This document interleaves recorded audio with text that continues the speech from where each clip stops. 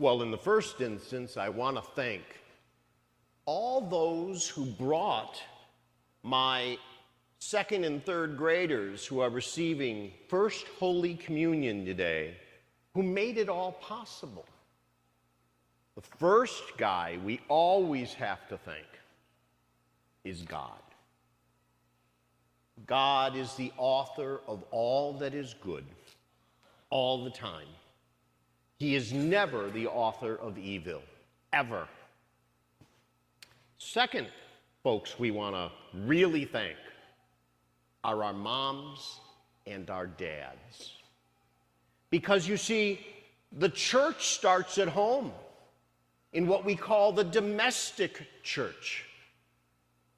And if mom and dad aren't practicing their faith, what do you think is going to happen to little Sally or little Christopher? It's all going to be bad because they have no one to teach them. And so congratulations to our moms and to our dads.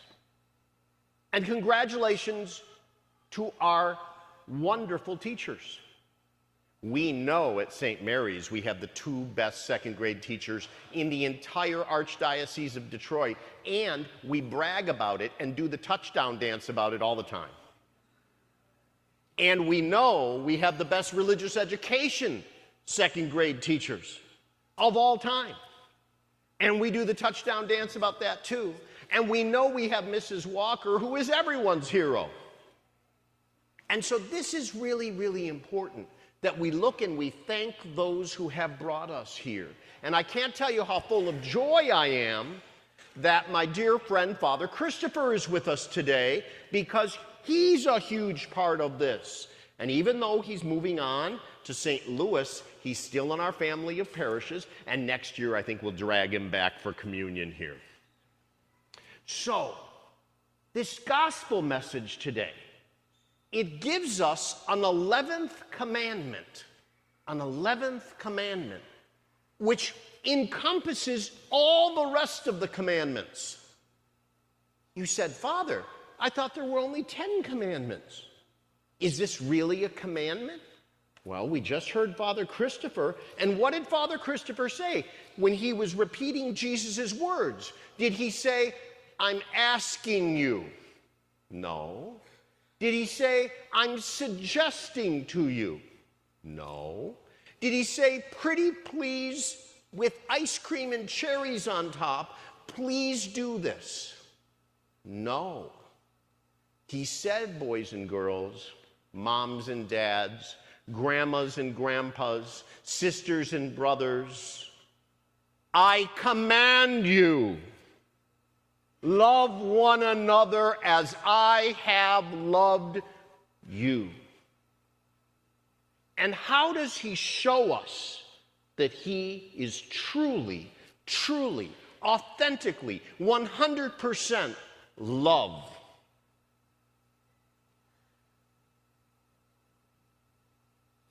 He let that happen to him. For you, and for me, and for Father Christopher, and for your moms and dads, and your grandmas and grandpas, and your cousins, your aunts and your uncles, your brothers, your sisters, even the sister who gives you a hard time. Everyone. He did that for us, so that we can be with him again when this life of ours is over. That's what's going to happen. When you're 110 years old, because that's the direction medical science is heading, you're going to see Jesus again. And you're going to go back home to him. And he's going to ask you, how did you do following the command I gave you to love one another as I have loved you? But then he says, hey, did you know what my biggest gift was to you in your lifetime? Yes, you're going to find out when you're 7 years old. And that is, by the way, the contributor here was about 2.5, 3 years old maybe. And cute as a button. what you're going to say is, yes, Jesus, you gave me yourself. And there I was at St. Peter's Church when I received you for the first time. And we all know what we're supposed to know right now, which is in a few minutes, either Father Christopher, to all of my first communicants on this side, and for Father John, for all the first communicants on this side, are going to give you for the first time ever the body and blood, soul and divinity of Jesus Christ. Not a symbol of Jesus, not an example of what it would be like to meet Jesus, but Jesus the Christ. Which means, boys and girls, moms and dads, grandmas and grandpas, brothers and sisters, that in a few minutes, all of us are going to receive God inside of us. And then for the next 15 minutes or so, because that Mother Church teaches us, based on medical advice, that it's about 15, 20 minutes that Jesus actually remains in you until the normal digestive process starts. This real presence in your body of God. He's in you. And you take him out to the whole of the world. Now, that's why Father John, all year long, has been so tough on moms and dads, telling them you gotta take your munchkin to Mass, right? And we have to do that because from now on, you're full-fledged members. You're in this country club. You get to receive Jesus Christ. You have a right to receive him. Now, can you receive him if mom and dad keep you at home? No. But if they bring you to Mass, then you get to receive him. And guess who else gets to receive him? Mom and dad. And if mom and dad receive him, and your brothers and sisters who are eligible, old enough to receive him, and they all take him out to the world, and they act like they've just received God, are we going to have a better world? Yes. Because people will say, I have God in me.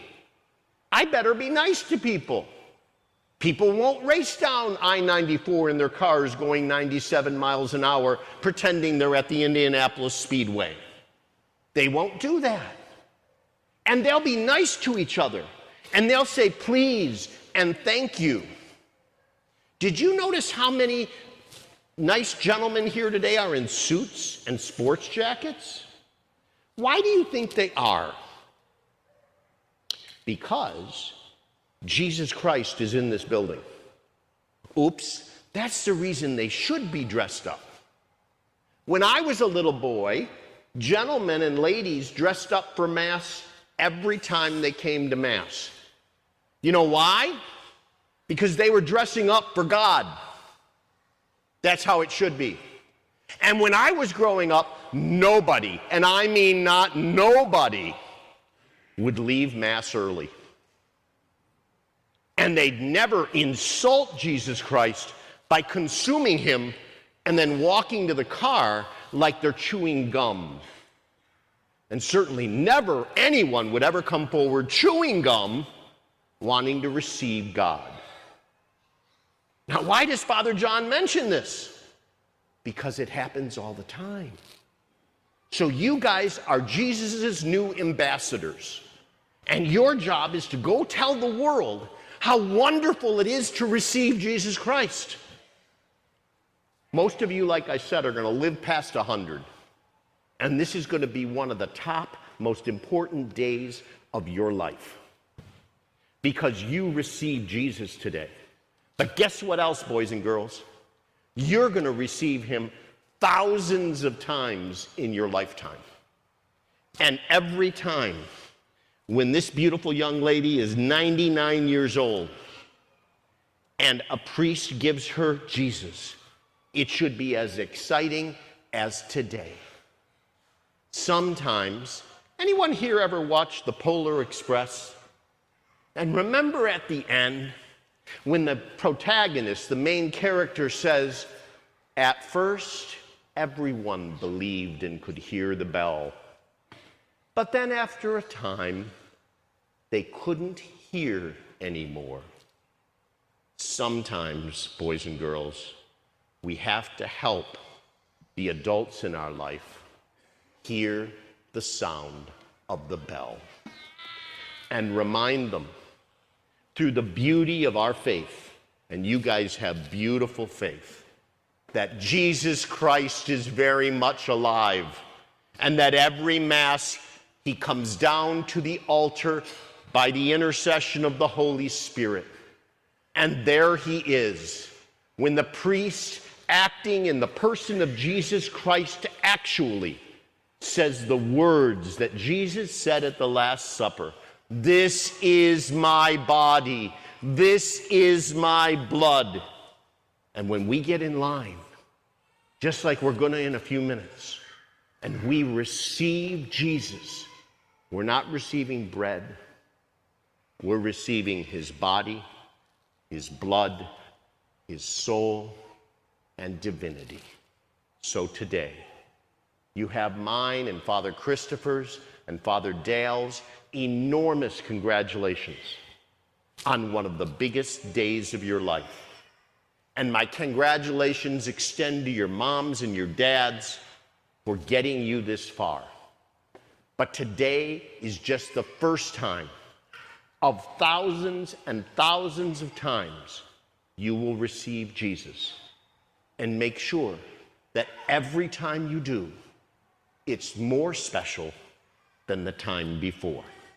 Because every time you do, you will grow closer